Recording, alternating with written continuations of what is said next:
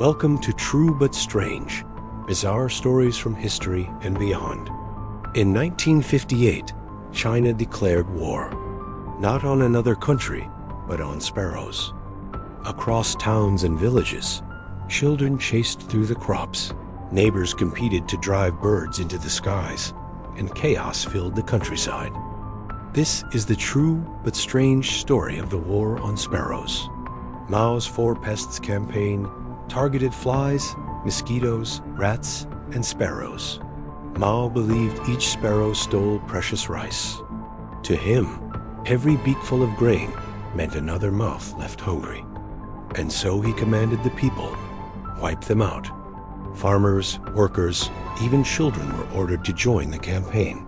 For families already living on the edge of survival, life now revolved around a single mission: the destruction of sparrows. Entire villages mobilized. From sunrise to nightfall, the air thundered with the beating of pots, the shouting of voices, and the endless flapping of wings.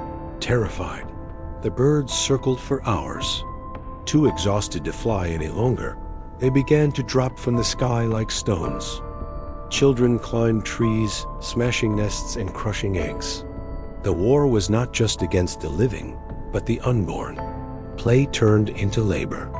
Small hands that once reached for fruit now reached for nests, carrying out the campaign's grim orders. In just weeks, the skies fell silent. Trees that once rustled with birds now stood bare. Where once there were flocks, only feathers remained. But sparrows were not just grain thieves. They were also defenders, consuming countless insects, especially locusts. Now, with no sparrows left to hunt them, the locusts multiplied unchecked, spreading across fields in black swarms. Harvests vanished in days.